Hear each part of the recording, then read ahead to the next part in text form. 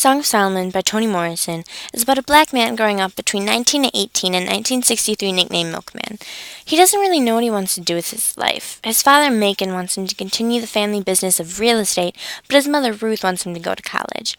He becomes his father's apprentice until he decides to find out about his father's side of the family. He goes on journeys to Pennsylvania and Virginia, following leads about his family, and on these journeys, he finds out about many interesting things, but most importantly, he finds himself. And in the passage that I'm about to share with you, Milkman is having a conversation with a distant relative about the legend of Solomon, and Solomon is Milkman's great-grandfather.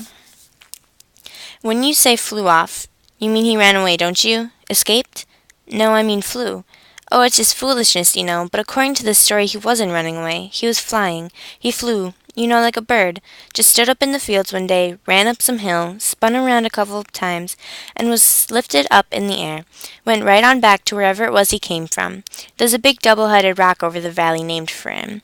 And it goes on for a little bit and ends with, she talked on and on while Milkman sat back and listened to gossip, stories, legends, speculations. His mind was ahead of hers, behind hers, with hers, and bit by bit, with what she said, what he knew, and what he guessed, he put it all together. And this is important because this is when Milkman finally feels satisfied with the whole finding out about his family thing.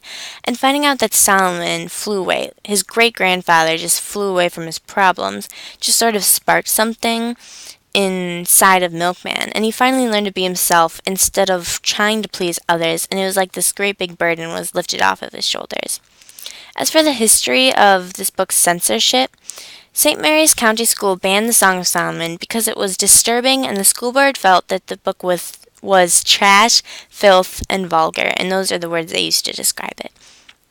However, a local nurse, Evelyn Holland's opinion as to why the book was most likely banned was, quote, what it did was put human faces on African Americans, and that makes people nervous, end quote. So basically the school board is denying that the racial aspects of this book is what made them ban the book, but others in the community can kind of sense that it was most likely the racial aspects, and that's why the school board banned the book.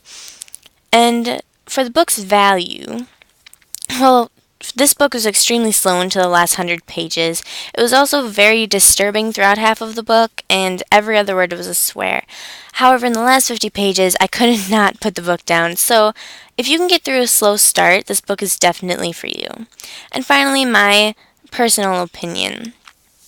This book is really an eye-opener to the harsh reality of life, and for that reason, this book should not be banned, because it teaches a great lesson. However, I think that there should be an age limit, because the profanity was crazy, and like I said, it was very disturbing in parts. Let me just paint you a little picture by reading a passage from page 73. But before I do, let me clarify that this is Macon, Milkman's dad, telling Milkman about when he walked in on Milkman's mother and her dead father.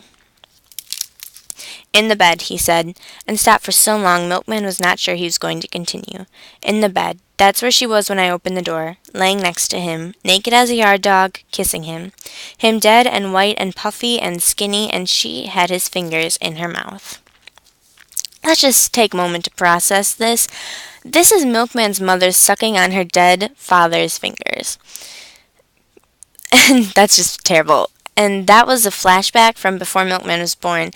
But for years after Milkman was born, his mother breastfed him, not for his health or because that's the way she was raised, but because of it gave her pleasure.